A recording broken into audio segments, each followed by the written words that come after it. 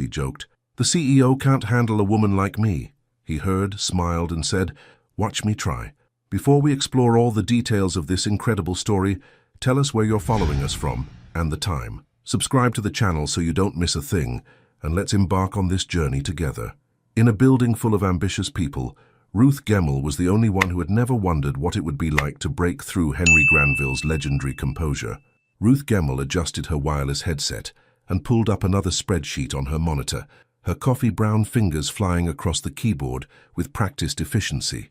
At 27, she was one of the most respected project analysts at Thornfield Consulting, known for her sharp wit, infectious laugh, and the kind of brutal honesty that made people either love her or avoid her entirely. Her natural curls were pulled back into a professional low bun, and she wore a tailored burgundy blazer over black slacks, an outfit that managed to look both polished and approachable. Ruth had always believed that clothes should make you feel confident, not constrained, and today was no exception. "Ruth, have you seen the quarterly projections for the Hartwell account?" called out Amelia from the neighboring cubicle. Amelia was a sharp-tongued analyst from Atlanta, with impeccable style and an even sharper eye for detail. "Already sent them to your email," Ruth replied, without looking up from her screen, "along with some suggestions for streamlining their operational costs. They're bleeding money in their logistics department." "This is why you're everyone's favorite," said Trevor, spinning around in his desk chair with his characteristic finger guns pointed in Ruth's direction. Trevor was the kind of colleague who made even the most stressful deadlines bearable. All enthusiasm and terrible jokes, but brilliant when it came to data analysis. The 31st floor of Thornfield Consulting buzzed with its usual Monday energy. Ruth loved this environment, the collaborative atmosphere, the challenge of complex projects, and the satisfaction of solving problems that other firms couldn't crack. What she didn't love were the constant whispered conversations about their mysteriously aloof CEO. "Speaking of favorites," Amelia said, lowering her voice conspiratorially, "have any of you ever actually had a real conversation with Mr. Granville?" "Define real conversation," Trevor replied, "because if you mean more than good morning and excellent work on the Jenkins proposal, then no." Ruth glanced up from her computer, mildly curious despite herself. In her 2 years at Thornfield, she'd seen Henry Granville exactly 12 times, always from a distance, always impeccably dressed, always looking like he was solving the world's problems in his head, while everyone else struggled with basic addition. "I heard he speaks 4 languages, offered Bethany, a junior analyst who always seemed to know the latest office gossip. "I heard he's never taken a vacation," added Trevor. "Not one, in the 7 years he's been CEO. "I heard," Amelia said with dramatic flair, "that he once made a grown man cry just by looking at his quarterly report." Ruth snorted with laughter. "You all are ridiculous. He's just a person, not some mythical creature." "Says the woman who's never been within 10 feet of him," Amelia shot back with a grin. "Because I have actual work to do," Ruth replied, but she was smiling. "Unlike some people who spend their time creating elaborate theories about our boss's personal life." As if summoned by their conversation, a hush fell over the floor. Ruth looked up to see Henry Granville stepping out of the executive elevator, flanked by 2 men in expensive suits who were clearly trying to keep up with his measured but purposeful stride. Even from her cubicle, Ruth had to admit the man was impressive. At 35, Henry stood 6'2", with the kind of presence that made people instinctively straighten their postures. His dark hair was perfectly styled, his charcoal suit was clearly custom-tailored, and his steel blue eyes seemed to take in everything while revealing nothing. The employees he passed offered polite nods and nervous smiles, which he acknowledged with the kind of economical grace that suggested he was used to being the center of attention, but didn't particularly enjoy it. "See what I mean?" Amelia whispered. "The man's like a beautiful iceberg, stunning to look at, but you just know there's something cold and unreachable underneath." Ruth watched as Henry paused at the reception desk to speak with Jennifer, their conversation too distant to hear but clearly professional. There was something about his posture, perfectly controlled, almost rigid, that made Ruth wonder if he ever relaxed, ever laughed, ever did anything spontaneous or impulsive. "He's probably never been surprised by anything in his entire life," she murmured, more to herself than to her colleagues. "What was that?" Trevor asked. "Nothing," Ruth said, turning back to her computer, just thinking out loud. But as she watched Henry disappear back into the executive elevator, Ruth found herself genuinely curious about the man behind the reputation. Not romantically curious, she had no interest in pursuing someone so clearly out of reach, but intellectually curious. What made someone so controlled?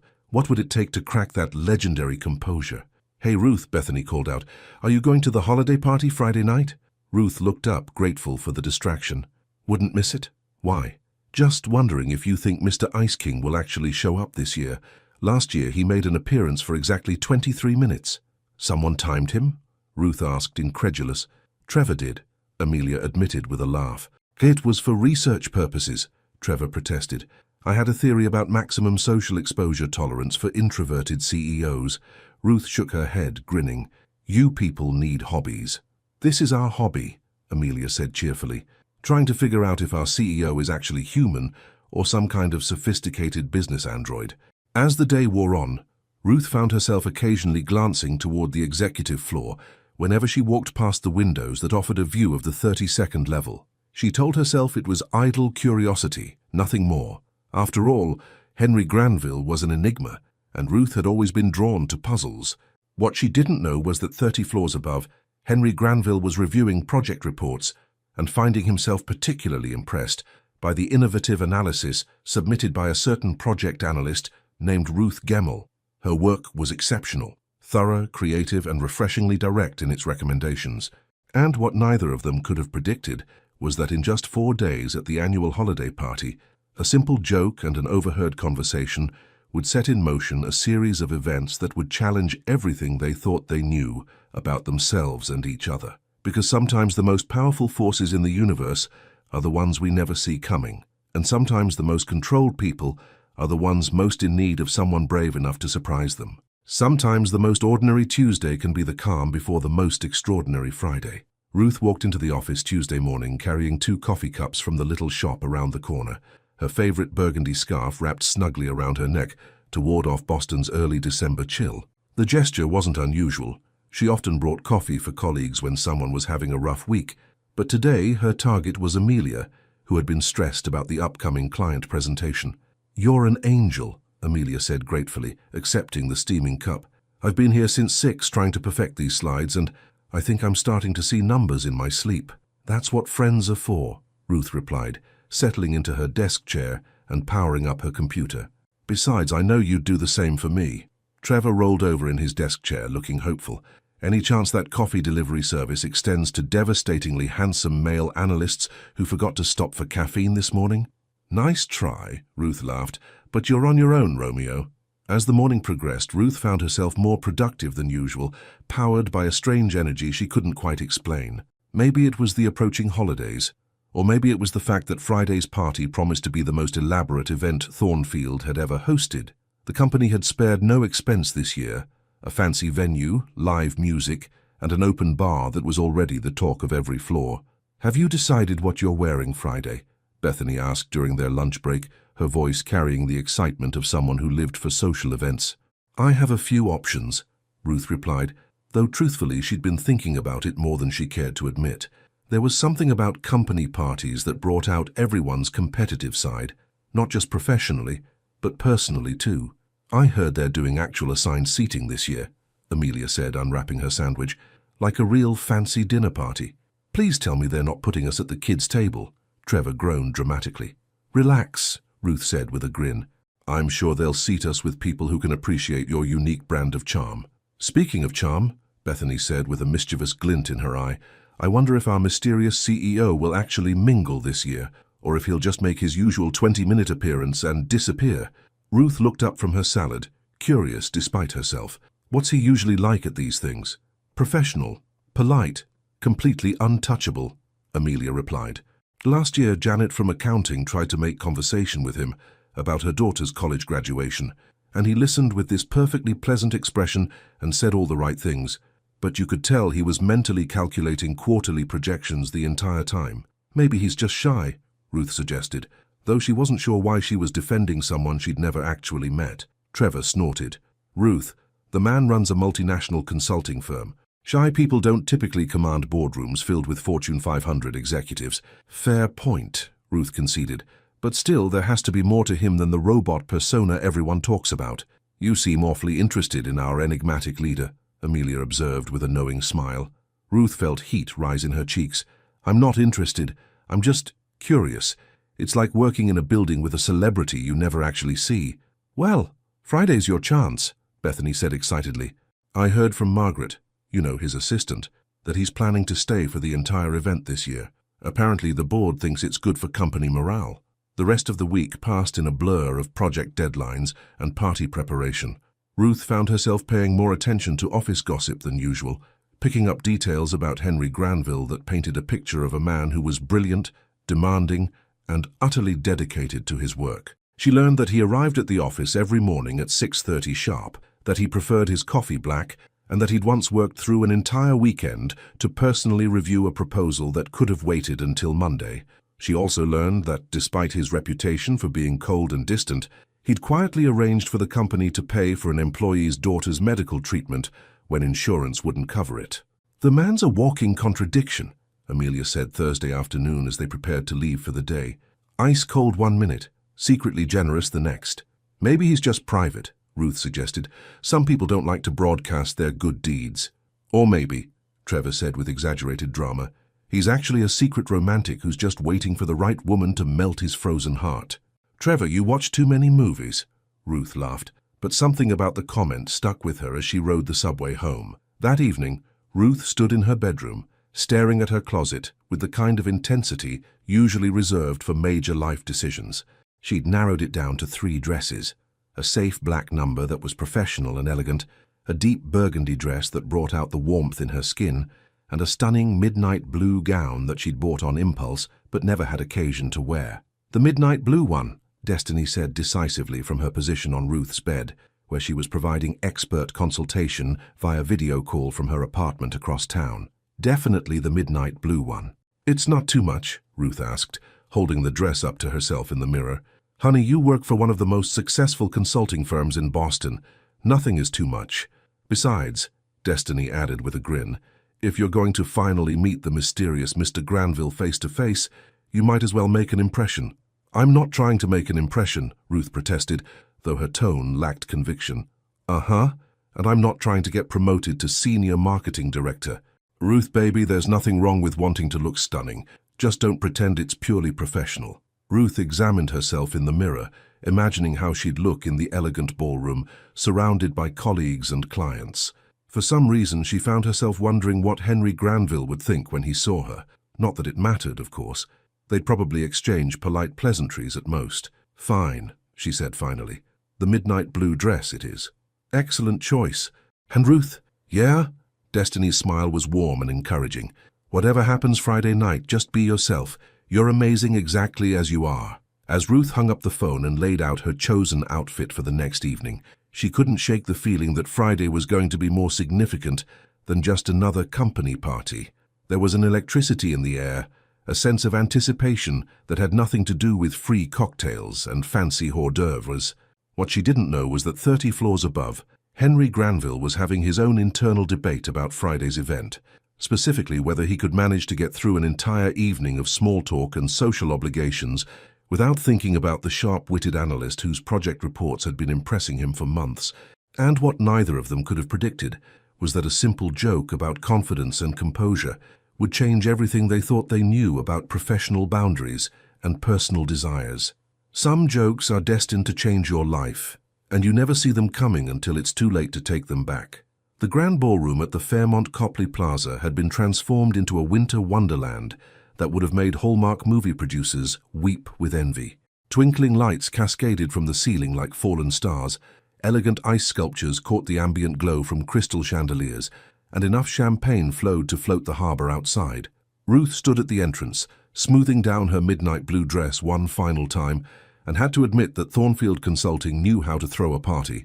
The dress had been the right choice. She could feel it in the way the silk moved against her skin, in the confidence that seemed to radiate from her very core. The deep blue brought out the golden undertones in her coffee-brown skin, and the cut was sophisticated enough for a corporate event, while still making her feel undeniably feminine. "Girl, you look absolutely stunning," Destiny said, appearing at her side in a gorgeous burgundy gown that complemented her radiant dark skin perfectly. "If that mysterious CEO of yours doesn't notice you tonight, the man needs his eyes checked," Ruth laughed, adjusting her small evening clutch. "I'm not here to be noticed by the CEO, Des. I'm here to celebrate a successful year with my colleagues. Uh-huh, Destiny replied with a knowing smirk. And I'm here for the intellectual conversation. Ruth, honey, you've been talking about this man for weeks without even realizing it. Before Ruth could protest, Trevor appeared with Amelia close behind, both looking festive and clearly having pre-gamed the evening with a few cocktails. There are our beautiful queens, Trevor called out, executing an elaborate bow that nearly sent him tumbling in his perfectly fitted tuxedo. Ready to see if our Ice King actually knows how to have fun? Trevor, Amelia warned, though she was grinning in her elegant black gown. Remember, that's still our boss you're talking about. Tonight he's just another guy in a tux, Trevor declared with the confidence of someone who'd had exactly 2 glasses of champagne. Speaking of which, have you seen him yet? Because let me tell you, the man cleans up even better than usual. Ruth tried to appear casual, though her heart had already started beating faster. I'm sure Mr. Granville looks very professional. Destiny shot her a look that clearly said, "You are the worst liar in the history of lying." But before she could comment, a subtle shift in the room's energy caught their attention. Conversations became slightly more subdued, postures straightened almost imperceptibly, and several heads turned toward the grand staircase that curved down into the ballroom. Henry Granville appeared at the top of the marble steps, and Ruth's breath caught in her throat. If she'd thought he was impressive in his daily business attire, seeing him in formal wear was like discovering that a beautiful painting had been hiding another masterpiece underneath. His black tuxedo was clearly custom-tailored, emphasizing his broad shoulders and lean frame while somehow making him look both more powerful and more approachable.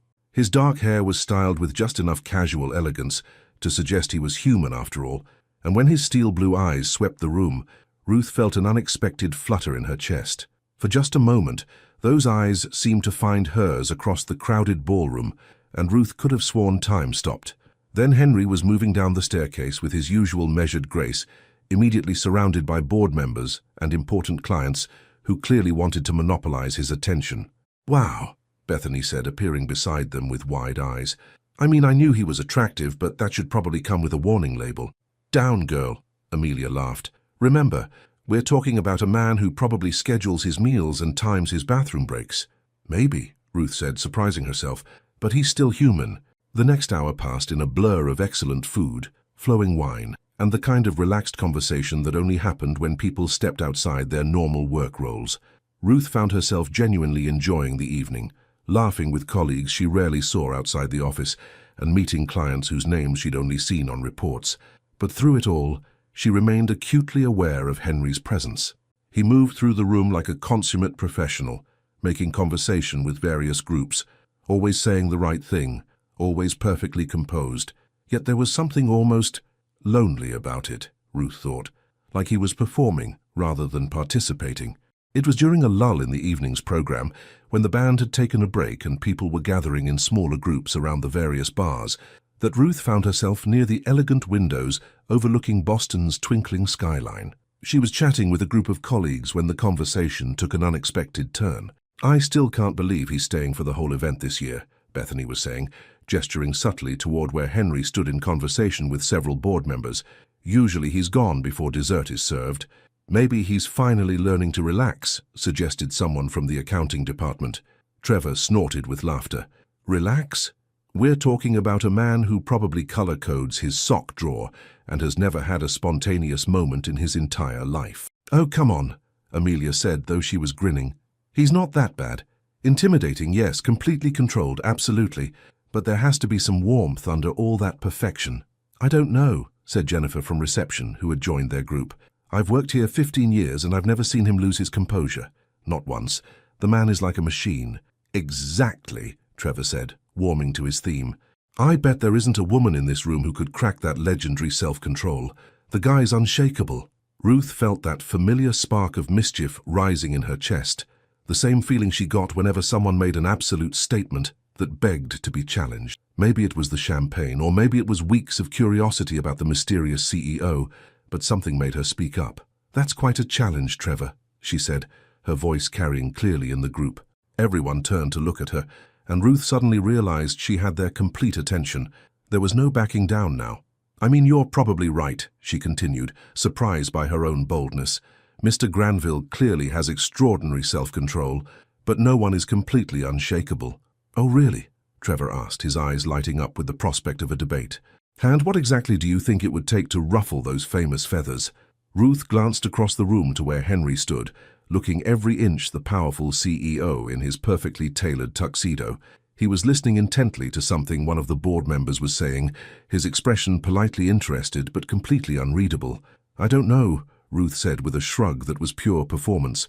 "Someone who isn't intimidated by all that perfection, I suppose. Someone willing to treat him like a regular person, instead of putting him on a pedestal." "But what kind of person could actually get to him?" Bethany pressed, clearly enjoying the speculation. Ruth paused, aware that she was about to cross a line but unable to stop herself. "Someone authentic, someone who says what they think without filtering it through corporate speak." "Like you?" Amelia asked with a grin. Ruth felt heat rise in her cheeks, but she maintained her composure. "Like anyone who isn't afraid to be real around him. Though honestly," she paused dramatically, fully committed to the joke now, "I bet he couldn't handle someone like that for more than 5 minutes." 5 minutes? Trevor laughed. "Ruth, I think you're being generous. I bet he wouldn't last 2 minutes with a woman who actually challenged him." The group erupted in laughter, and Ruth grinned, caught up in the playful energy. "You're right," she said, her voice carrying clearly. "A man like that, used to everyone tiptoeing around him, he wouldn't last 2 minutes with someone who actually had the nerve to." 2 minutes, is it? The voice was unmistakably deep, controlled, and coming from directly behind her. Ruth's blood turned to ice water as she slowly turned around. Henry Granville stood less than 3 feet away, having approached their group while returning from the restroom. His steel blue eyes were fixed on her, with an intensity that made her feel like a butterfly pinned to a board, and there was something in his expression, amusement mixed with challenge, that made her realize he'd heard every word. The group around her had gone completely silent, their laughter dying as if someone had flipped a switch. Ruth could feel her heart hammering against her ribs, could hear the blood rushing in her ears, could sense every eye in their immediate vicinity turning to watch what would happen next. Henry stepped closer, his movements unhurried and completely controlled. When he spoke, his voice was quiet enough that only their group could hear, but it carried clearly in the sudden silence. 2 minutes, he repeated thoughtfully, as if testing the words. "That's quite a specific time frame, Ms. Gemmell." Ruth opened her mouth to speak, to apologize, to explain that it had just been a joke, but no words came out. She was drowning in those blue eyes, in the slight smile that played at the corners of his mouth, in the sudden realization that she had just publicly challenged the CEO of her company. Henry tilted his head slightly, studying her with the kind of focus usually reserved for quarterly reports and merger negotiations. "I have to admit, I'm curious about your methodology. How exactly did you arrive at that particular assessment?" The question hung in the air between them, loaded with implications that Ruth wasn't sure she understood. Was he angry? Amused? Offended?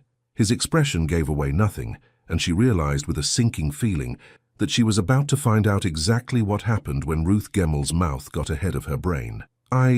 She began, then stopped, her usual confidence deserting her completely. Henry's smile widened just a fraction, and something that might have been genuine amusement flickered in his eyes. "Because I have to tell you, Ms. Gemmell, I think you might be wrong." And in that moment, with the entire group watching and her heart pounding like a drum, Ruth realized that she had just stumbled into something far more complicated and dangerous than a simple office joke. Because the way Henry was looking at her now, like she was a puzzle he actually wanted to solve, suggested that her 2-minute assessment was about to be put to the test. Some conversations change the trajectory of your entire life, and they always happen when you least expect them. The silence stretched between them like a taut wire, and Ruth could feel every eye in their immediate vicinity watching the exchange with the kind of fascination usually reserved for reality TV drama. Henry's challenge hung in the air, polite, professional, and absolutely loaded with implications that made her pulse race. "Wrong?" Ruth managed to find her voice, though it came out slightly breathier than she'd intended. "About what, specifically?" Henry's smile was subtle but unmistakably real, transforming his usually controlled expression into something that was both more human and infinitely more dangerous. "About the 2 minutes," he said quietly, his voice pitched low enough that their conversation felt intimate despite the crowd around them. "I have a feeling I might surprise you." The group around them exchanged glances that ranged from shocked to delighted, clearly sensing they were witnessing something unprecedented. Trevor looked like he might faint from the drama of it all, while Amelia was practically vibrating with barely contained excitement.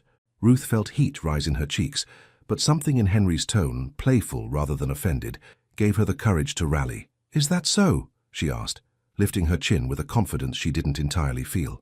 "And what makes you think that?" "Experience," Henry replied smoothly, echoing her earlier words back to her. "In my line of work, I've learned that assumptions are often incomplete." The way he said it made Ruth wonder if they were still talking about the same thing. There was something in his eyes, a warmth she'd never seen before mixed with what looked suspiciously like genuine amusement, that suggested this conversation had moved far beyond her original joke. "Well," Ruth said, surprising herself with her boldness, "I suppose there's only one way to find out who's right."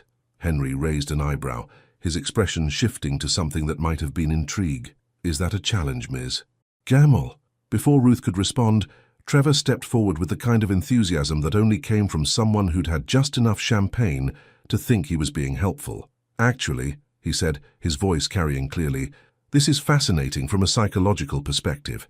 Ruth here is our resident expert on reading people. She's the one who predicted the Morrison Industries merger 3 months before it was announced." "Trevor," Ruth warned, but he was already in full presentation mode. "And Mr. Granville," Trevor continued, turning to Henry with the fearless confidence of someone who clearly hadn't thought this through. "Everyone knows you're, well, let's say emotionally efficient. So this is basically an unstoppable force meeting an immovable object." Henry's attention shifted to Trevor, and Ruth watched with a mixture of horror and fascination as her colleague realized he'd just essentially called the CEO emotionally unavailable to his face. "Emotionally efficient," Henry repeated thoughtfully. "That's one way to put it." "What Trevor means," Amelia jumped in quickly, shooting Trevor a look that could have melted steel, "is that you're very professional, controlled." "Ah," Henry nodded gravely, "and Ms. Gemmell here believes that control has limits." "I believe," Ruth said, finding her footing again, "that everyone has limits, even you." The words came out more directly than she'd intended, and for a moment, Ruth wondered if she'd finally crossed a line that couldn't be uncrossed. But instead of looking offended, Henry seemed genuinely intrigued. "Interesting theory," he said, his voice carrying that same undertone of amusement. "And how exactly would you propose to test it?" The question hung between them, and Ruth realized with a start that they were no longer having a casual conversation at a company party. They were negotiating the terms of something she didn't quite understand, but couldn't seem to walk away from. She began, then stopped, suddenly aware that whatever she said next would determine the direction of this entire interaction. Henry waited patiently, his blue eyes never leaving her face. Around them, their colleagues had gone completely quiet, clearly sensing that they were witnessing something significant, even if they couldn't quite put their finger on what it was. "Conversation," Ruth said finally, the word coming out more confident than she felt. "Just honest conversation, no corporate speak, no professional filters, just 2 people talking. And you think that would, what, overwhelm me somehow?" Ruth met his gaze directly, drawing on every ounce of confidence she possessed. "I think you're used to people treating you like you're made of glass and dollar signs. I think you're used to conversations that have been pre-approved and sanitized for your consumption." Something flickered in Henry's expression. Surprise, perhaps, or recognition. "And you'd be different?" "I'd be real," Ruth said simply. "The question is whether you could handle that." For a long moment Henry said nothing. Ruth could see him processing her words, could almost watch him weigh options and calculate risks behind those intelligent blue eyes. When he finally spoke, his voice was quiet but carried clearly in the sudden hush around them. "You know what, Ms. Gemmell? I think I'd like to find out." Ruth's heart skipped. "What does that mean exactly?" Henry glanced around at their audience, then back at her with what might have been the first completely genuine smile she'd ever seen from him. "It means I'm accepting your challenge. Dinner tomorrow night. Somewhere we can have that honest conversation you mentioned." The group around them erupted in barely contained excitement, though they tried to maintain some semblance of professionalism. Ruth heard Destiny's sharp intake of breath beside her, and Trevor's muttered, "Holy shit," that he tried unsuccessfully to cover with a cough. "Dinner?" Ruth repeated, her mind racing to catch up with what had just happened. "Unless you're not as confident in your assessment as you seemed," Henry said, and there was definitely challenge in his voice now, mixed with something that looked suspiciously like hope. Ruth stared at him, this man who commanded boardrooms and made million-dollar decisions. looking at her like her answer actually mattered to him, like she was a puzzle he genuinely wanted to solve, rather than an employee he needed to manage. She began, then stopped, realizing that every person within hearing distance was waiting for her response. Henry seemed to sense her hesitation. He stepped closer, lowering his voice so that only she could hear. "It's just dinner, Ruth. Two people having an honest conversation, nothing more complicated than that, unless you want it to be." The use of her first name sent a shiver through her, made this feel suddenly personal in a way that had nothing to do with their audience or her original joke. "Okay," she heard herself say, the word coming out before her rational mind could interfere. "Dinner." Henry's smile transformed his entire face, making him look younger and infinitely more approachable. "Excellent. I'll have Margaret contact you with the details." He reached into his jacket pocket and withdrew a business card, but instead of handing it to her normally, he held it between two fingers and offered it to her with a slight bow that was both formal and completely playful. "Ms. Gemmell," he said, his voice carrying just enough humor to make it clear he was enjoying himself. "I look forward to discovering whether your confidence in your people-reading abilities is justified." Ruth took the card, her fingers brushing against his for just a moment. The contact sent electricity up her arm, and she wondered if he felt it too. "Mr. Granville," she replied, matching his formal tone while her heart raced. "I look forward to proving my point." "We'll see about that," Henry said quietly, then straightened and addressed the group with his usual professional demeanor. "Please don't let me interrupt your evening. I hope everyone is enjoying the party." With that, he moved away with his characteristic grace, leaving Ruth standing with a business card in her hand, and the distinct feeling that her life had just taken a sharp turn into uncharted territory. The moment Henry was out of earshot, their group exploded into excited chatter. "Oh my God, Ruth," Bethany practically squeaked. "Did that actually just happen? Did you just get asked out by Henry Granville?" Amelia demanded, her eyes wide with disbelief. "It's not a date," Ruth said quickly, though her voice lacked conviction. "It's just dinner, to settle a debate." Destiny appeared at her side, her expression caught between amazement and concern. "Honey, that man was not looking at you like someone he wants to debate with." Ruth looked down at the business card in her hand. It was simple, elegant, expensive, just like everything else about Henry Granville. But written on the back in what was clearly his handwriting was a single word: courage. As she stared at that single word, Ruth realized that Henry Granville had just thrown down a gauntlet of his own. The question was whether she was brave enough to pick it up, and whether either of them was prepared for what might happen when an unstoppable force really did meet an immovable object. Some evenings are designed to change everything you thought you knew about yourself and someone else. Ruth stood in front of her full-length mirror, holding up two dresses and questioning every life choice that had led her to this moment. The safe choice was an elegant black wrap dress, professional enough to maintain the pretense that this was just a business dinner, but sophisticated enough to make her feel confident. The bold choice was a deep emerald green dress that brought out the golden undertones in her brown skin and made her feel like the kind of woman who could challenge CEOs and win.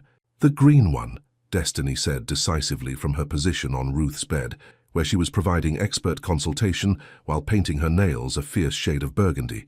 "Definitely the green one." "This isn't actually a date," Ruth protested, though her tone lacked conviction.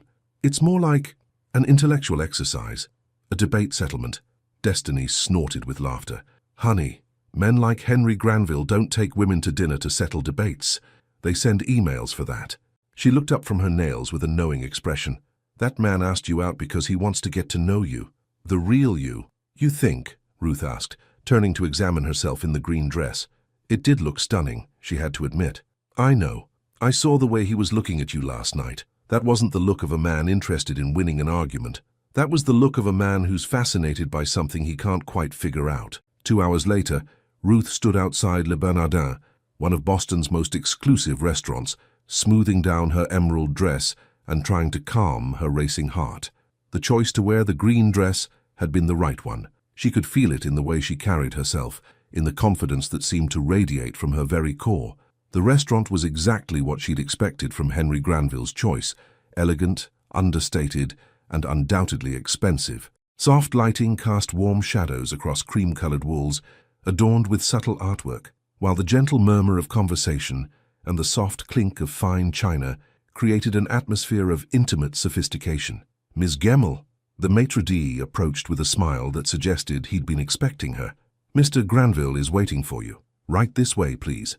Ruth followed him through the restaurant, aware of the approving glances her dress was drawing, but focused entirely on what lay ahead. When they reached a secluded corner table with an excellent view of the harbor, she saw Henry rise to greet her, and her breath caught in her throat. Gone was the intimidating CEO in the perfect suit. Instead, Henry wore a navy blue blazer over dark jeans and a white button-down shirt open at the collar.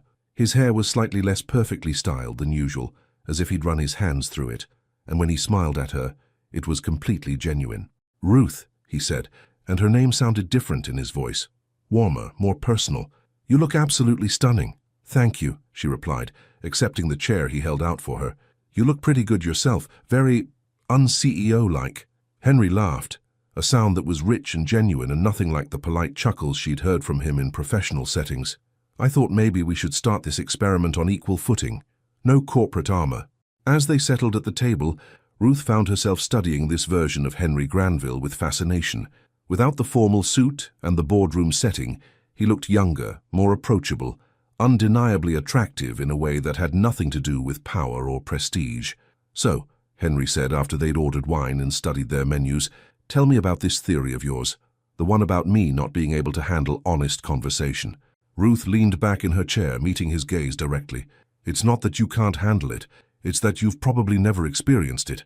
When you're the most powerful person in every room you enter, people tend to curate their interactions with you." "Curate?" Henry repeated thoughtfully. "That's an interesting way to put it." "Think about it," Ruth continued, warming to her theme. "When was the last time someone disagreed with you? Really disagreed, not just offered a polite alternative perspective?" Henry was quiet for a moment, considering. "Longer ago than I'd care to admit," he said finally.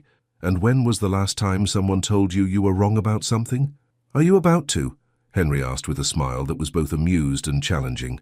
"Probably," Ruth replied without hesitation. "I have very strong opinions about most things, and I'm not particularly good at keeping them to myself." Their wine arrived, and Ruth watched as Henry went through the tasting ritual with practiced ease.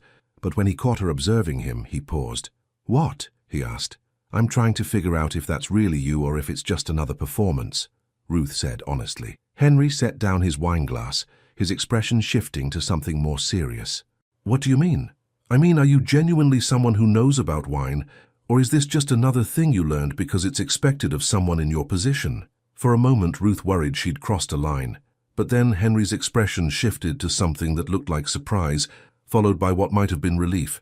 "Both," he said quietly. "I do genuinely enjoy wine. I started learning about it in college because I was curious. But you're right that it's also become part of the performance, I suppose." Ruth felt something shift between them, a wall coming down that she hadn't even realized was there. "See? That wasn't so hard, was it?" "What wasn't hard?" "Being honest about something real instead of just giving me the answer you think I want to hear." Henry studied her for a long moment, his blue eyes serious. "You really don't care about any of it, do you? The money, the power, the position." "Should I?" Ruth asked. "I mean, I'm impressed by what you've accomplished. Building a company like Thornfield takes incredible skill and dedication, but I'm more interested in who you are when you're not being the CEO." "And who do you think that is?" Ruth considered the question carefully, studying his face in the candlelight. "I think you're someone who's been performing for so long that you've forgotten some of who you really are. I think you're probably funny and definitely lonely, and maybe a little tired of always having to be perfect."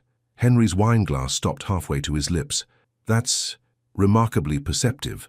Also probably presumptuous," Ruth admitted. "I could be completely wrong." "You're not," Henry said quietly. "You're absolutely right, and it's terrifying." "Why terrifying?" "Because if someone I've known for less than 24 hours can see through me that easily, what does that say about the facade I've built?" Ruth leaned forward, her voice gentle but direct. "It says you're ready to let someone see the real you. The question is whether you're brave enough to do it." Their food arrived, providing a natural break in the intensity of their conversation. But as they ate, Ruth noticed that Henry seemed more relaxed, more genuinely present than she'd ever seen him. "Your turn," Henry said, as they shared a dessert that was almost too beautiful to eat. "Tell me something real about Ruth Gemmell." "What do you want to know?" "Something you don't usually tell people. Something that matters to you." Ruth considered the question, twirling her spoon through the elegant chocolate creation between them. I wanted to be a teacher, she said finally. Elementary school. I had this whole plan. I was going to teach in underserved communities, make a real difference in kids' lives. What changed? Reality, I suppose. Student loans, the need for a steady income, the pressure to use my analytical skills in something more practical. She looked up at him with a slight smile. Turns out I'm good at reading numbers and trends, but what I really love is reading people.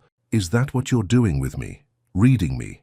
I'm trying to understand you, Ruth said honestly. You're complicated. Complicated how? You're this incredibly successful, powerful man who seems to have everything anyone could want. But there's something in your eyes that looks almost sad, like you're successful at everything except the things that really matter. Henry set down his spoon, his expression shifting to something vulnerable. And what do you think really matters? Connection, authenticity, having someone who sees you for who you really are and likes you anyway. Is that what you're offering? Henry asked quietly. Ruth met his gaze directly, feeling the weight of the moment. I'm offering honesty. The rest, we'll have to see. As they sat there in the soft candlelight, sharing dessert and truths that neither of them usually revealed, Ruth realized that her 2-minute assessment had been completely wrong. Henry Granville wasn't someone who couldn't handle authenticity. He was someone who'd been starving for it. And the way he was looking at her now, like she was offering him something precious and rare, made her wonder if she was ready for whatever came next. Some discoveries change everything you thought you knew about falling in love. Ruth walked into the office Monday morning with a secret smile playing at her lips, and the kind of glow that came from spending a Saturday evening discovering that your assumptions about someone were beautifully, completely wrong. The emerald dress had been carefully hung in her closet, but the memory of Henry's genuine laughter, his vulnerable admissions, and the way he'd looked at her when she'd challenged his carefully constructed facade lingered like the most perfect perfume. Someone looks like they had an excellent weekend, Amelia observed, as Ruth settled at her desk, her usual Monday morning grumpiness notably absent. Just a good night's sleep, Ruth replied, though she couldn't quite suppress her smile. Trevor rolled over in his desk chair, studying her with the intensity of someone who lived for office drama. Ruth Gemmell, you are glowing, and not in a I used a new moisturizer way. You're glowing in a something wonderful happened way. Don't be ridiculous, Ruth said, but she was still smiling as she powered up her computer. What she didn't mention was the text message that had been waiting for her when she woke up. Thank you for last night. For the first time in years, I remembered what it feels like to just be myself. She'd stared at that message for a full 5 minutes, her heart doing something complicated in her chest. The Henry Granville she'd had dinner with, the one who'd laughed at her stories about her college roommate's disastrous cooking experiments, who'd admitted that he sometimes missed the simplicity of his family's bookstore, who'd looked genuinely disappointed when the evening ended, was so different from the controlled CEO everyone thought they knew. Her phone buzzed with a new message. I know this is unconventional, but would you be available for lunch today? I have something I'd like to show you. Ruth stared at the screen, her pulse quickening. Before she could second-guess herself, she typed back, I'd like that. When and where? The response came almost immediately. Margaret will send you details. And Ruth, wear comfortable shoes. Comfortable shoes? Ruth murmured to herself, intrigued. Did you say something? Bethany asked, looking up from her computer. Just talking to myself, Ruth replied, but her mind was already racing with possibilities. An hour later, Margaret called down to inform her that Mr. Granville's driver would be picking her up at noon for a lunch appointment. The phrasing was carefully professional, but Ruth caught the hint of warmth in the older woman's voice that suggested she knew this was anything but a typical business lunch. At exactly 12 o'clock, Ruth found herself in the back of a sleek black car with Henry, who looked more relaxed than she'd ever seen him. He wore dark jeans and a grey sweater that made his blue eyes even more striking, and his hair had that slightly mussed look that suggested he'd been running his hands through it. So where are we going? Ruth asked as they pulled away from the Thornfield building. Somewhere I haven't been in far too long, Henry replied, his eyes bright with an emotion she couldn't quite identify. Somewhere that reminds me of who I used to be before I became the person everyone expects me to be. They drove through Boston's winding streets, past the business district, and into a neighborhood Ruth recognized as one of the city's more charming areas, tree-lined streets with brownstones and small shops that had the kind of character that came from decades of history. The car stopped in front of a small bookstore with a hand-painted sign that read, Granville and Sons Books, in elegant script. Ruth looked at Henry with surprise and delight. "This is your family's bookstore?" Henry nodded, something vulnerable flickering across his features. "The flagship location. My father opened it 42 years ago." He paused, studying the familiar storefront. "I haven't been inside in almost 3 years." "Why not?" "Because every time I come here, I remember the person I thought I'd become, and that person feels very far away from the CEO everyone knows." Ruth reached over and touched his hand gently. Maybe it's time to introduce those two people to each other. The inside of the bookstore was exactly what Ruth had imagined, cozy and warm, with floor-to-ceiling shelves, comfortable reading chairs, and the kind of atmosphere that made you want to spend hours browsing. The scent of old books and fresh coffee created an ambiance that was both intellectual and homey. "Henry," a woman's voice called out from behind the register. Ruth turned to see a petite woman with silver-streaked brown hair and eyes that were unmistakably related to Henry's. "I can't believe it. You actually came." "Hello, Mom," Henry said, his voice softer than Ruth had ever heard it. The transformation was immediate. His posture relaxed, his expression became genuinely warm, and suddenly Ruth could see the young man he must have been before corporate responsibility shaped him into the controlled executive she'd first met. "And you brought a friend," his mother continued, turning to Ruth with a smile that was both curious and welcoming. "Mom, this is Ruth Gemmell." "Ruth, my mother, Eleanor Granville." "It's wonderful to meet you, Mrs. Granville," Ruth said, extending her hand. "Please call me Eleanor. And it's wonderful to meet you too, dear. Henry never brings friends to the store." She shot her son a meaningful look. "In fact, Henry never brings anyone anywhere. He's become far too serious since he took over that consulting business." "Mom," Henry said, but he was smiling. "Don't mom me. You used to love this place. You used to spend hours here, reading everything we had about ancient civilizations and economic theory. Now you show up once every few years looking like you've forgotten how to relax." Ruth watched this exchange with fascination, seeing a side of Henry she'd never imagined. Here, surrounded by books and his mother's gentle teasing, he looked like a completely different person. Younger, more open, undeniably more himself. "Why don't I show Ruth around while you catch up with your mother?" Henry suggested. But Eleanor waved them both toward the back of the store. "Nonsense, I want to hear all about how you two met. And Ruth, I want to know what you've done to make my son smile like that." They spent the next 2 hours wandering through the store, with Eleanor regaling Ruth with stories about Henry's childhood, how he'd organize his toys by historical period, how he'd once tried to start a lending library in their garage, how he'd read voraciously but always with a focus on understanding how societies rose and fell. "He was going to be a professor, you know," Eleanor said, as they sat in the small cafe area with coffee and homemade cookies. "Had his whole dissertation planned out about the economic factors in the decline of the Roman Empire."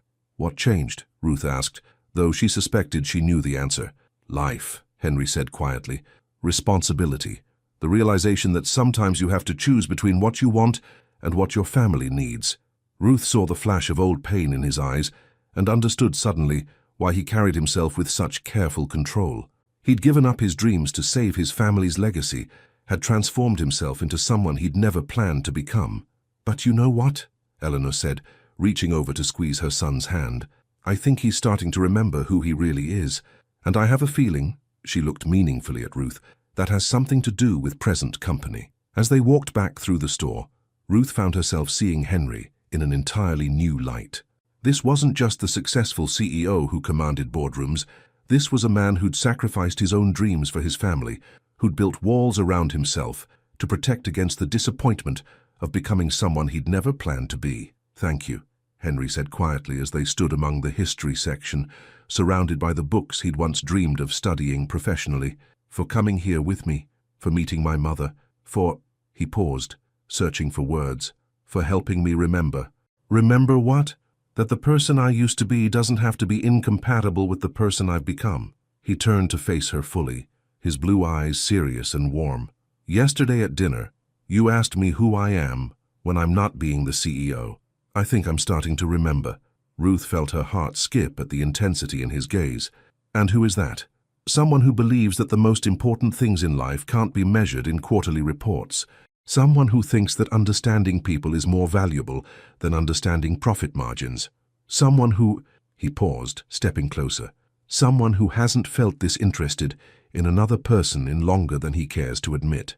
The words hung between them in the quiet bookstore, honest and vulnerable and completely sincere. Ruth realized that this was what she'd been challenging him to find, not just honesty about business or surface-level authenticity, but the courage to acknowledge what he really wanted from life. "Henry," she began, but he shook his head gently. "I know this is complicated. I know there are professional considerations and power dynamics, and a dozen reasons why this might not be wise. But Ruth," he reached out to touch her hand, his fingers warm and slightly trembling. "I can't pretend that dinner last night was just about settling a debate, and I can't pretend that bringing you here today was just about showing you my family's business."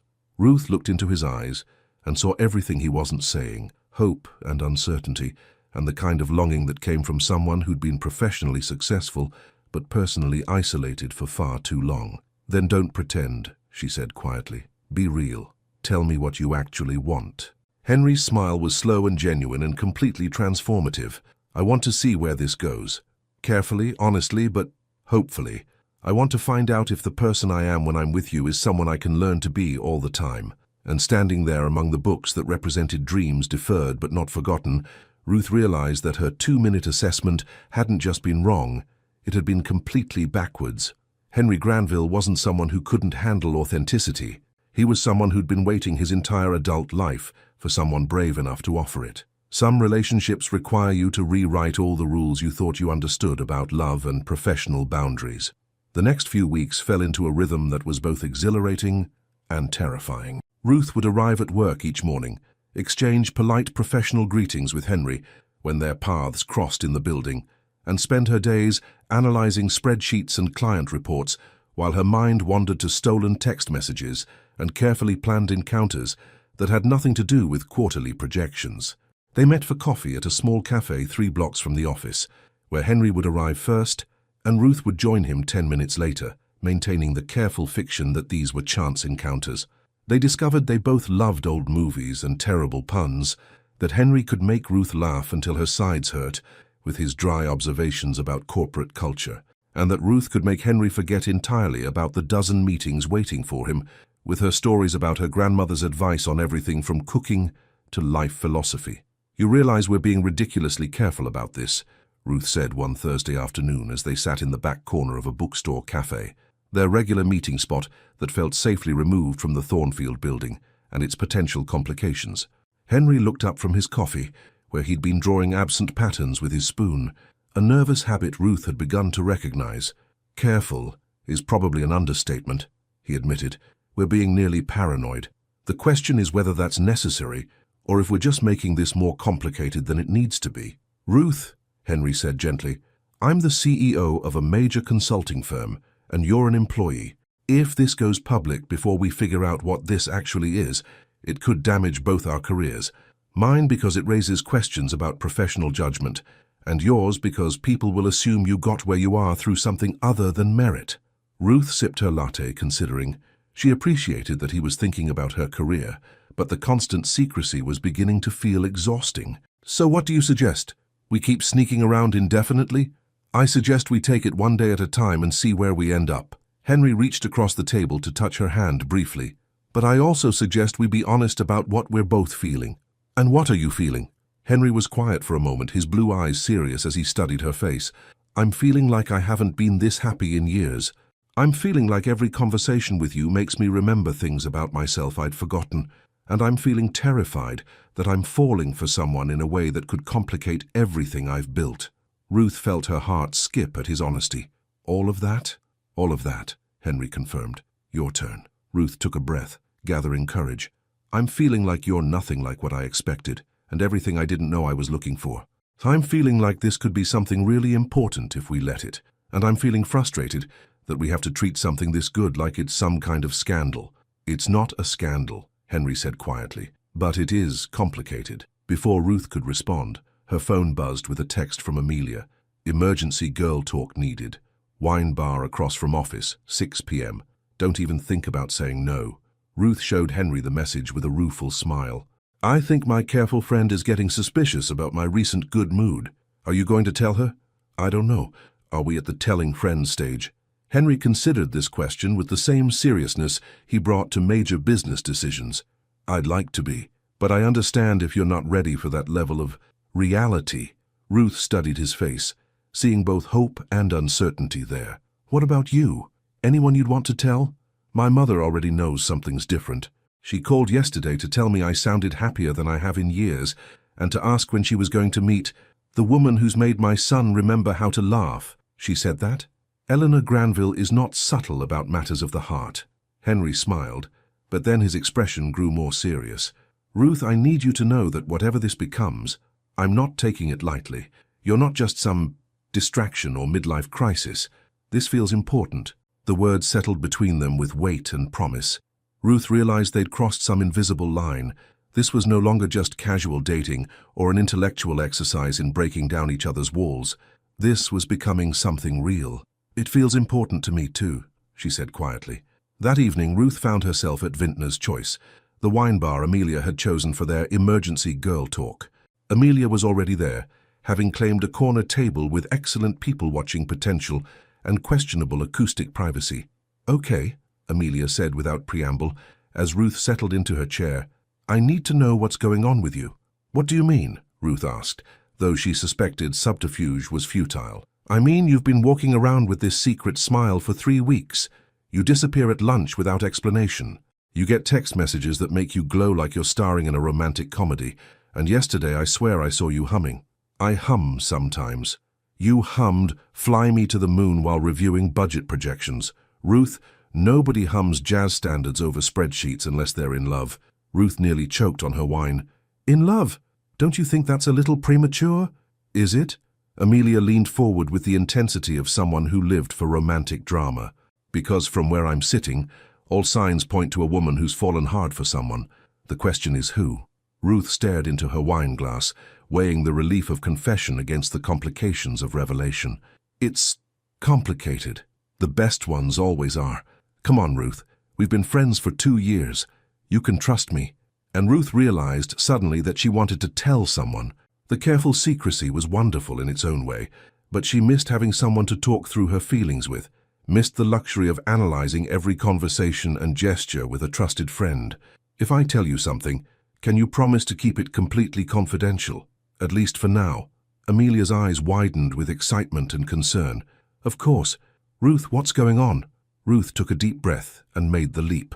I'm seeing someone from work. From work? Amelia's eyebrows shot up. Who, Trevor? Because I have to tell you, I've always suspected he has feelings for... Not Trevor, Ruth interrupted quickly. Then who? Wait. Amelia's expression shifted as she began processing possibilities. Ruth, you're not telling me it's someone senior, are you? Because that could be really complicated from an HR perspective. Amelia. Oh my God. Amelia's voice dropped to a whisper as understanding dawned. Ruth, please tell me you're not... It's not. Ruth met her friend's eyes and saw the exact moment when all the pieces clicked into place. Henry Granville? Amelia breathed. You're seeing Henry Granville? Ruth nodded, feeling both relief and terror at having finally said it out loud to someone other than herself. Holy shit, Amelia whispered, then immediately looked around to make sure no one had overheard. Ruth, the CEO, our CEO, the man we've spent months talking about like he's some kind of untouchable ice sculpture. He's not untouchable, Ruth said quietly, and he's definitely not ice. Amelia stared at her for a long moment, then reached across the table to grab Ruth's hands. Start from the beginning, and don't leave out a single detail. As Ruth began to tell the story, from the party challenge to the dinner to the bookstore to the coffee dates that had become the highlight of her days, she realized that sharing it made it feel more real. But it also made the complications feel more daunting, because now it wasn't just her secret anymore. Now it was something that existed in the world, with all the beautiful possibilities and terrifying risks that entailed. Sometimes the moment you stop hiding something is the moment you realize how much you have to lose. Ruth spent the weekend replaying her conversation with Amelia, alternating between relief at finally having someone to talk to and anxiety about what sharing the secret might mean. Amelia had been surprisingly supportive, shocked, yes, but ultimately excited for Ruth and appropriately concerned about the professional implications. You know I'm going to want details about everything, Amelia had said as they'd parted ways Friday night. But more importantly, Ruth, you know I'm on your side no matter what, right? The support meant everything, but it also made the situation feel more real and more complicated. Monday morning brought an unexpected text from Henry. Can you meet me in my office at 10? We need to talk. H. Ruth stared at the message, her stomach dropping. The formal tone was so different from their usual communication that she immediately began imagining worst-case scenarios. Had someone seen them together? Had word gotten back to the board? Was he ending things before they got more complicated? At exactly 10 o'clock, Ruth knocked on Henry's office door, her professional mask firmly in place despite the way her heart was racing. "Come in," Henry's voice called, and Ruth entered to find him standing at his windows looking out over Boston's skyline with an expression she couldn't read. "You wanted to see me?" Ruth said carefully, maintaining the professional tone his text had suggested. Henry turned, and Ruth was relieved to see warmth in his blue eyes, though there was also something that looked like concern. "Close the door, please." Ruth did as he asked, then moved toward his desk, unsure whether to sit or stand, unsure what role she was supposed to be playing in this moment. "I got an interesting call this morning," Henry said without preamble. "From James Whitfield." Ruth's blood turned cold. James Whitfield was the chairman of Thornfield's board of directors, a man whose opinion could make or break careers. He wanted to discuss some observations that had been brought to his attention about my recent behavior. "What kind of observations?" Ruth asked, though she wasn't sure she wanted to know the answer. Henry moved closer, his voice dropping. "Apparently I've seemed unusually relaxed in recent weeks. More approachable, more human," was how he put it. Henry's expression shifted to something that might have been amusement. He wanted to know if I was taking some kind of new medication. Ruth blinked. "That's not what I expected you to say. It gets better." When I told him no medication, just some positive changes in my personal life, he said he was pleased to hear it. Apparently the board has been concerned for years that I was too isolated, too focused on work at the expense of personal happiness. "They've been concerned about your personal happiness." According to James, a CEO who has no life outside the office is a CEO who's headed for burnout. He said they've been hoping I'd find some kind of personal fulfillment that might make me less likely to work myself into an early grave. Ruth processed this information, feeling a mixture of relief and confusion. "So, they're happy that you seem happier." Henry nodded, but his expression grew more serious. "But here's the thing, Ruth. James also mentioned that there have been some questions about who might be responsible for this positive change. A few people have noticed that we've both been absent from the building at similar times. Margaret has been deflecting questions about my lunch schedule, and apparently Trevor mentioned to someone in HR that you've been mysteriously cheerful lately." Ruth felt her stomach drop again. Trevor talked to HR, not maliciously. He was apparently just making conversation about how nice it was to see you so happy, but it got people thinking. Ruth sank into one of the chairs facing Henry's desk, the weight of the situation settling over her. "So what does this mean? Are we in trouble?" Henry moved to sit in the chair beside her rather than behind his desk, a gesture that felt both intimate and reassuring. "I don't think we're in trouble exactly, but I think we're at a crossroads." "What kind of crossroads?" Henry was quiet for a moment, choosing his words carefully. "The kind where we have to decide whether we're going to keep sneaking around indefinitely, or whether we're going to acknowledge that this is something real and worth the complications." Ruth studied his face, seeing determination mixed with uncertainty. "And what do you think we should do?" "I think," Henry said slowly, "that I'm tired of pretending you're just another employee when you've become the most important part of my day. I think I'm tired of careful choreography and secret meetings when what I really want is to take you to dinner at a nice restaurant without worrying about who might see us." Ruth felt her heart skip. "Henry, I know it's asking a lot. I know there will be gossip and speculation and probably some uncomfortable conversations with HR.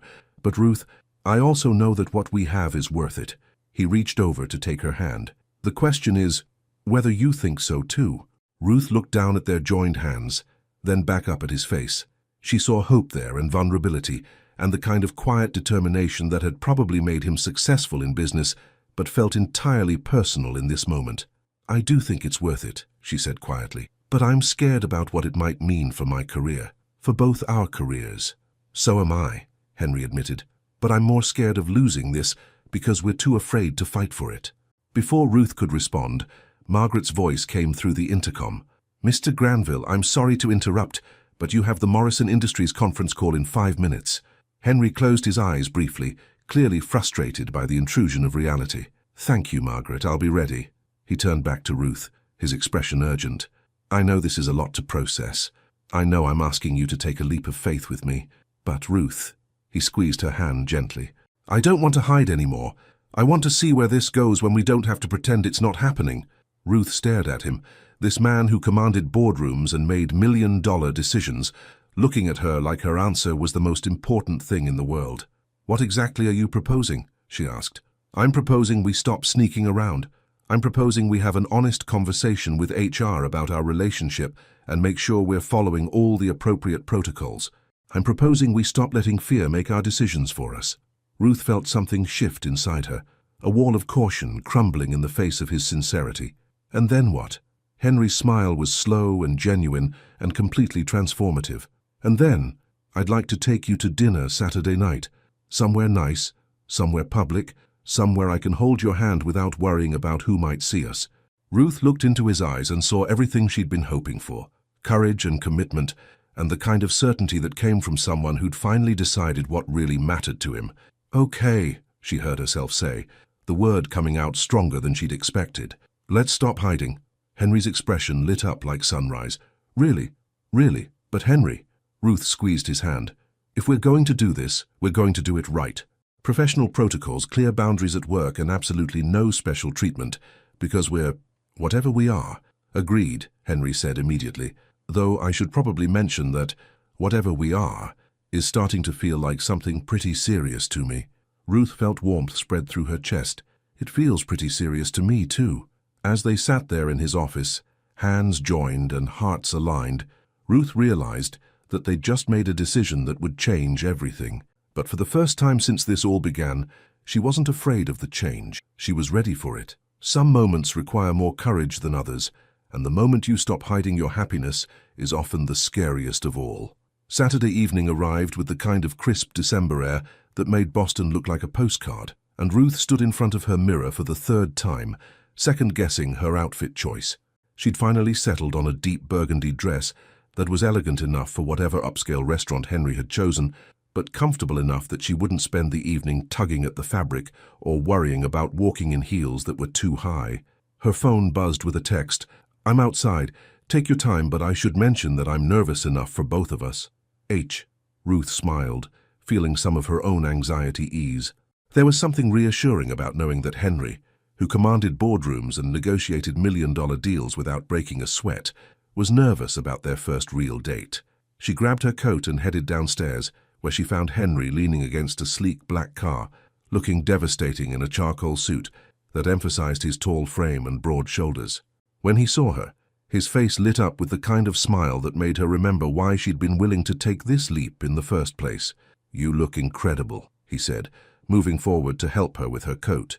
The gesture was both chivalrous and intimate, and Ruth found herself appreciating this more relaxed version of Henry, still polished and put together, but without the careful armor of his CEO persona. You clean up pretty well yourself, Ruth replied, allowing herself to really look at him now that they weren't hiding. Though I have to say, you look almost relaxed. That's because I am relaxed. For the first time in weeks, I don't have to worry about who might see us or what it might mean. I can just enjoy being with you. The restaurant Henry had chosen was exactly what Ruth had expected. Elegant but not ostentatious, with the kind of atmosphere that suggested serious food and serious conversations. What she hadn't expected was the way Henry seemed to transform the moment they were seated. The careful control she'd always associated with him was replaced by something warmer and more genuine. So, Henry said, as they perused their menus, I should probably mention that I called James Whitfield yesterday. Ruth looked up, surprised. You called the board chairman about us? I called him to have a conversation about appropriate protocols for executive relationships within the company.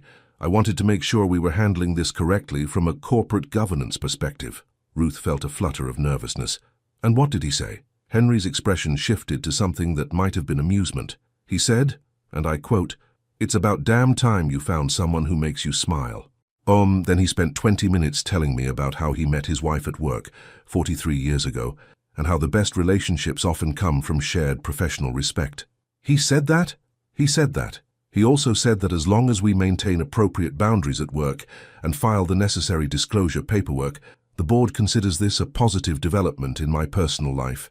Ruth processed this information, feeling a mixture of relief and disbelief. So we have official board approval? We have official board support, Henry corrected with a smile. Apparently they've been worried about my work-life balance for years.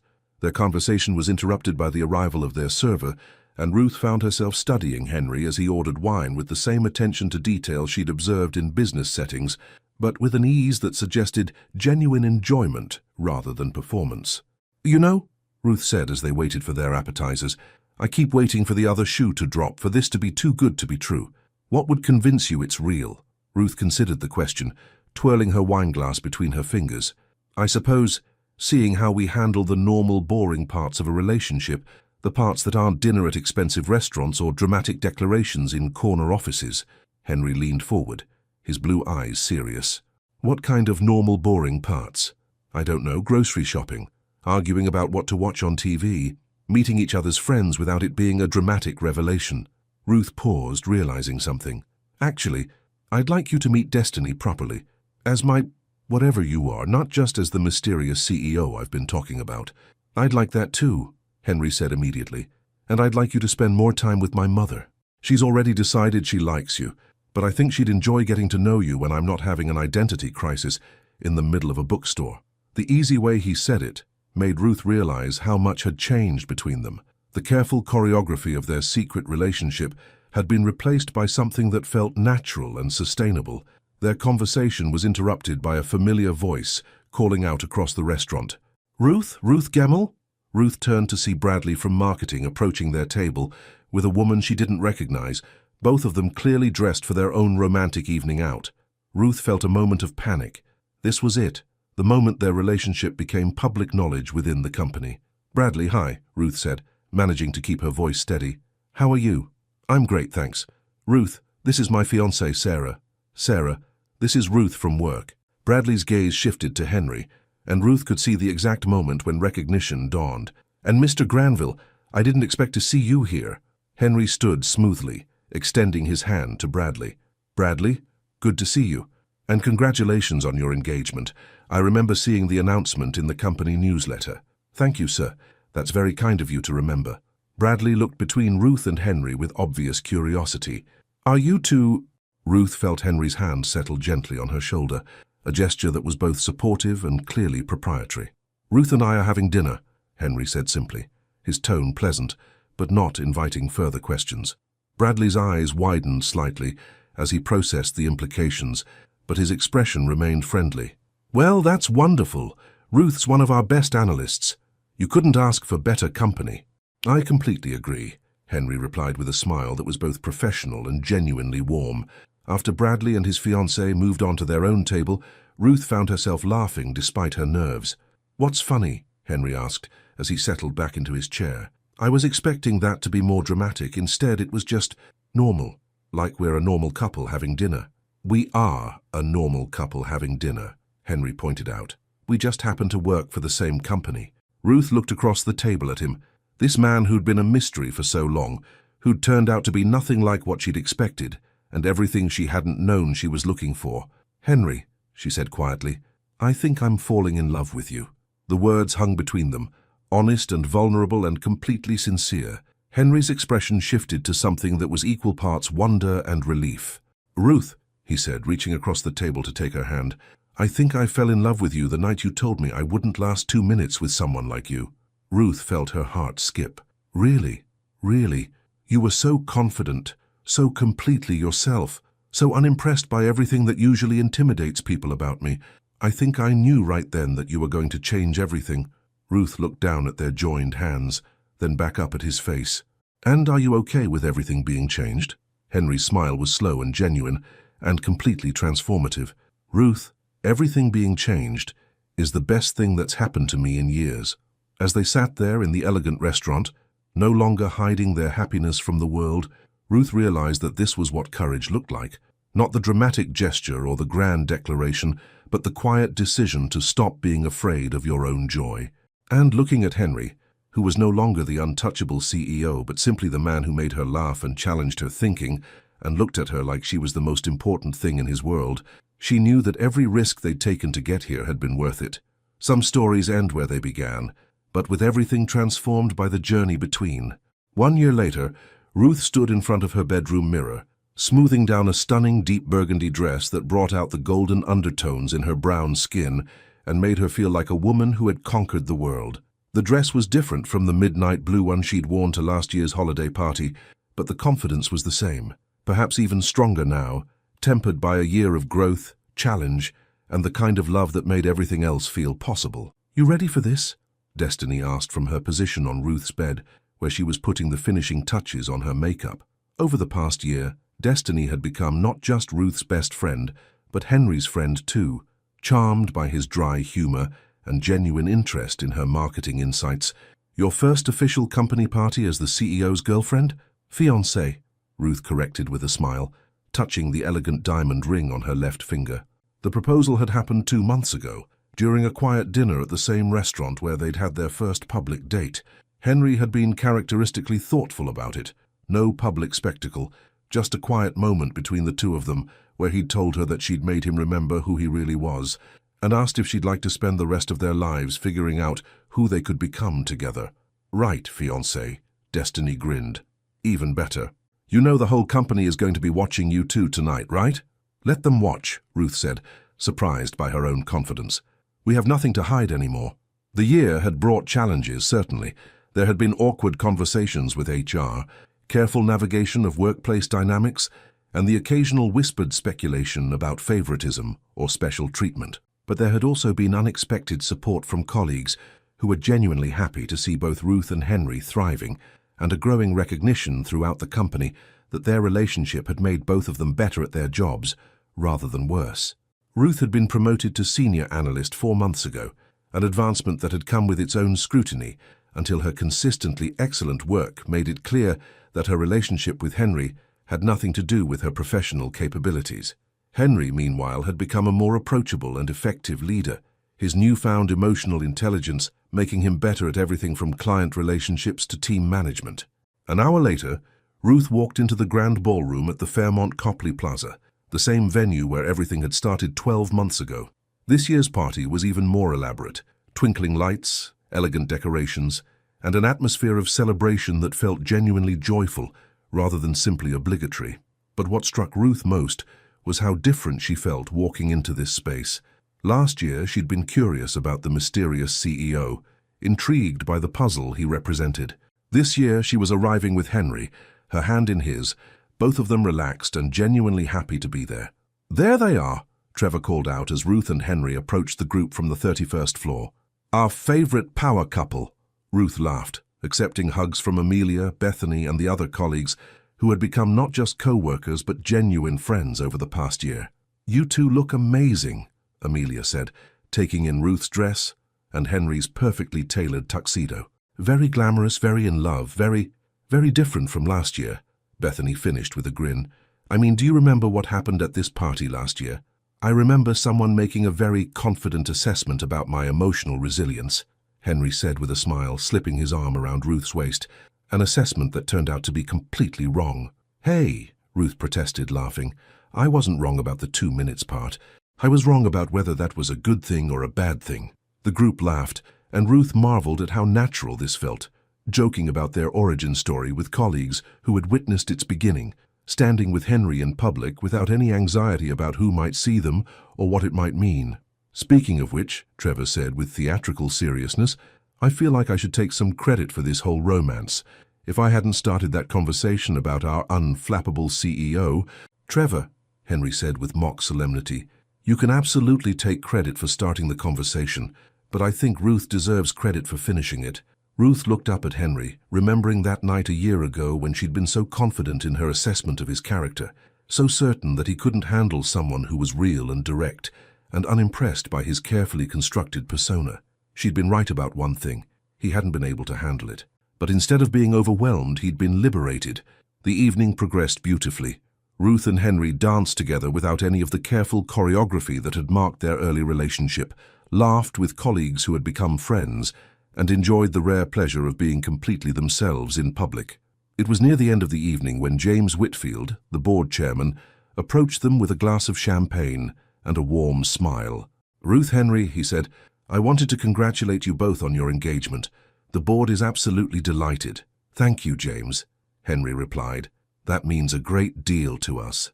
You know, James continued, looking between them with obvious satisfaction, when I called Henry last year to express concern about his work-life balance, I never imagined the solution would be quite so elegant. Ruth looked confused. You called him about work-life balance? James nodded, his eyes twinkling. Oh yes. The board had been worried for months that Henry was burning himself out, becoming too isolated. We'd been hoping he'd find some kind of personal fulfillment that might make him a more well-rounded leader. And then, Henry said with a smile, Ruth challenged me to 2 minutes of honest conversation, and everything changed. 2 minutes that turned into a lifetime, Ruth added, looking up at Henry with the kind of open affection that would have terrified her a year ago. As James moved on to mingle with other guests, Ruth and Henry found themselves alone for a moment, near the windows that overlooked Boston's sparkling skyline. Can I tell you something?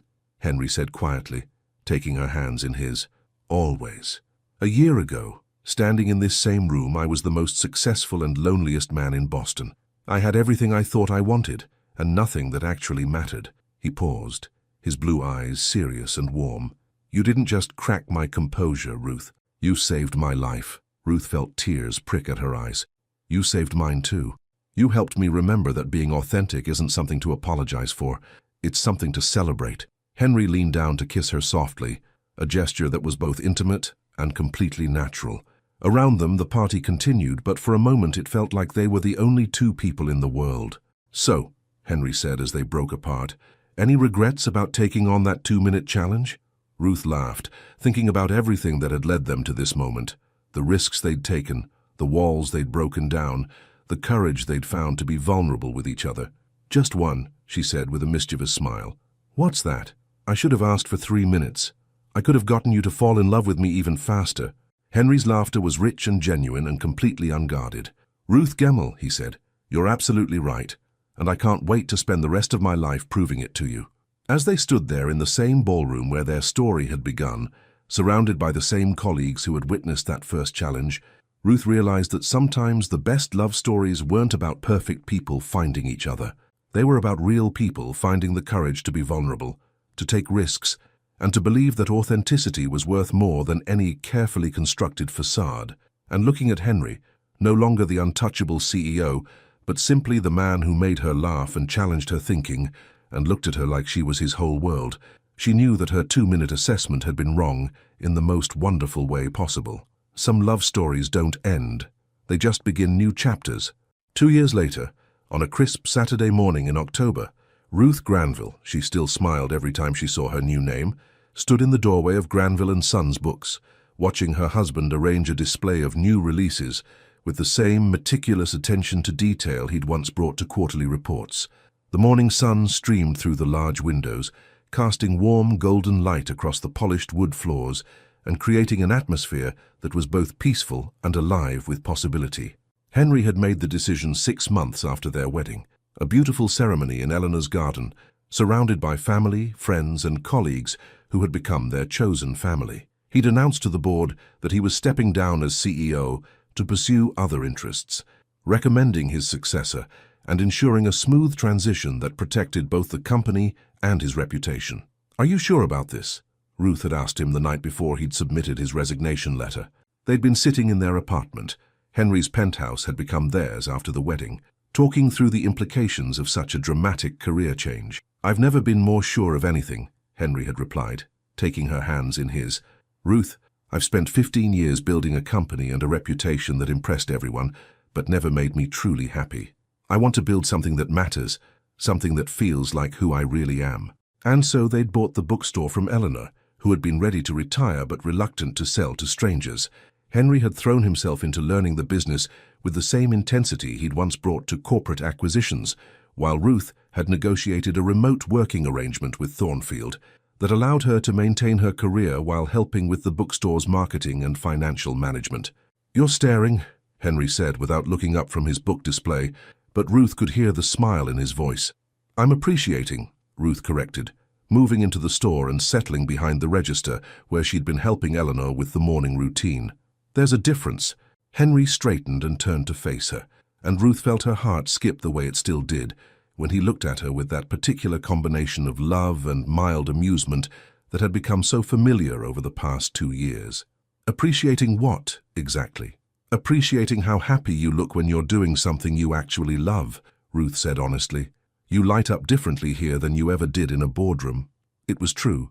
The careful control that had defined Henry's corporate persona had been replaced by something warmer and more natural. He still possessed the same intelligence and analytical mind that had made him successful in business.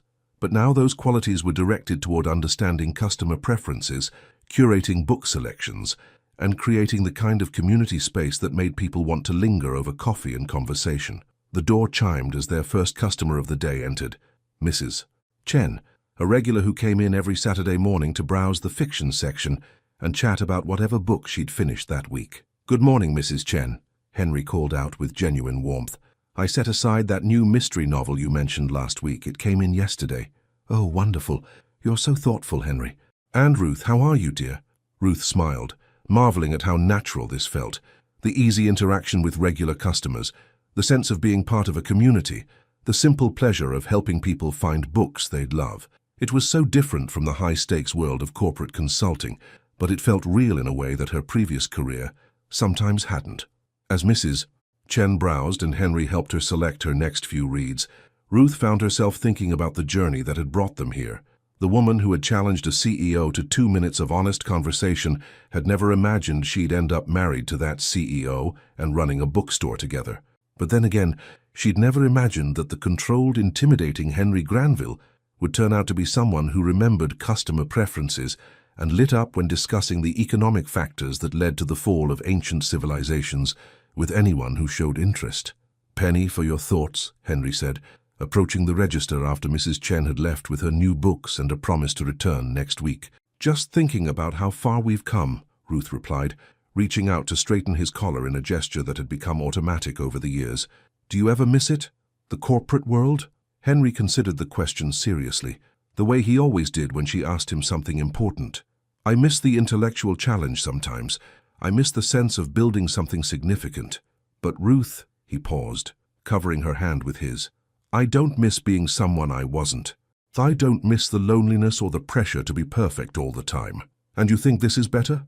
Henry looked around the bookstore, at the carefully curated sections, the comfortable reading chairs, the community bulletin board, where local residents posted everything from apartment listings to invitations to book clubs. Then he looked back at Ruth, his blue eyes warm and certain. "Ruth, 3 years ago, I had everything I thought I wanted, and none of what I actually needed. Now I have work that feels meaningful, a wife who challenges me to be better every day, and a life that actually feels like mine."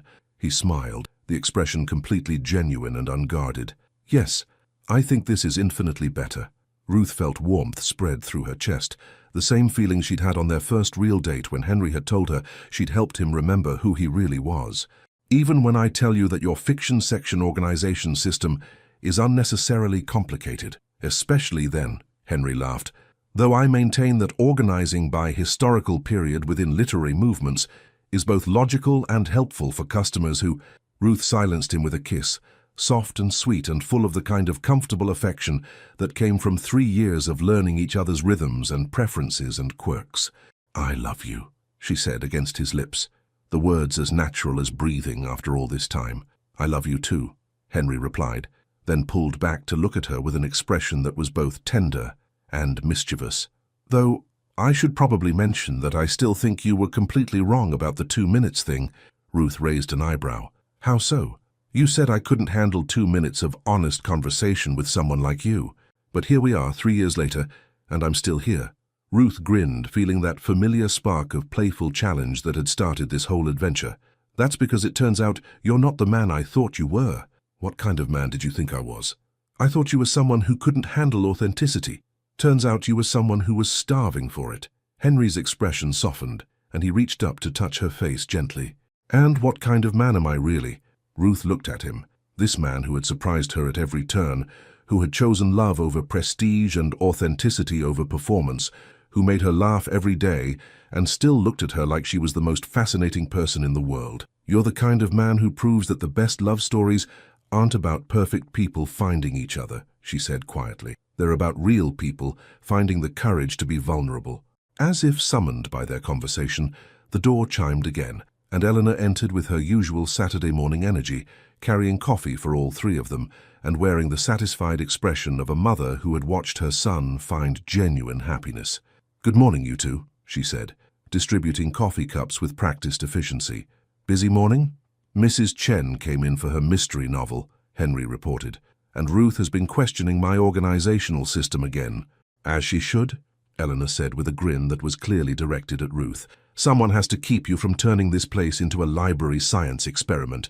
Ruth laughed, watching Henry feign offense, while his mother continued her gentle teasing. This had become their Saturday morning ritual, Eleanor arriving with coffee, gentle family banter, and the comfortable rhythm of people who genuinely enjoyed each other's company.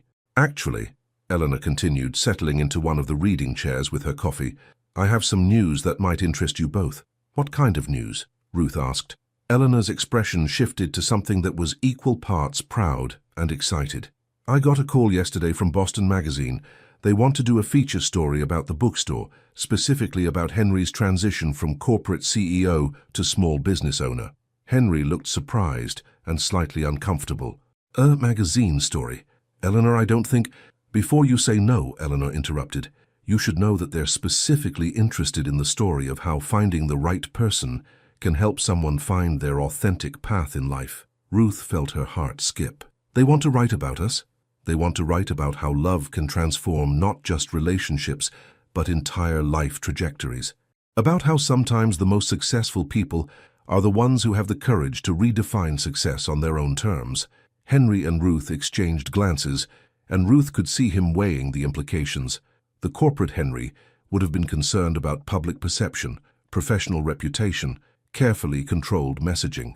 But this Henry, the man who had learned to prioritize authenticity over image, looked thoughtful rather than anxious. "What do you think?" he asked Ruth. Ruth considered the question, thinking about the journey that had brought them here.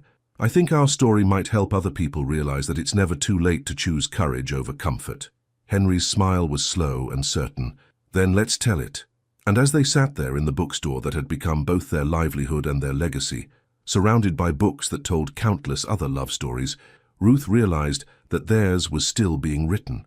Not in dramatic gestures or corporate boardrooms, but in quiet Saturday mornings and shared coffee, and the daily choice to keep being real with each other. Some love stories, she thought, were worth more than 2 minutes. Some love stories were worth a lifetime. Final message. Thank you for joining Ruth and Henry on their journey from that first challenge at the company party to this quiet morning in their bookstore. Their story reminds us that the best relationships aren't built on perfection, but on the courage to be authentic with someone who sees and loves who we really are. What did this story teach you about the power of authenticity in love? Your participation means a lot to the channel. Please share your thoughts in the comments. Thank you so much for watching until the end. If you enjoyed this story, don't forget to subscribe to the channel, leave a like, and comment your thoughts. Your participation is very important to us. See you next time.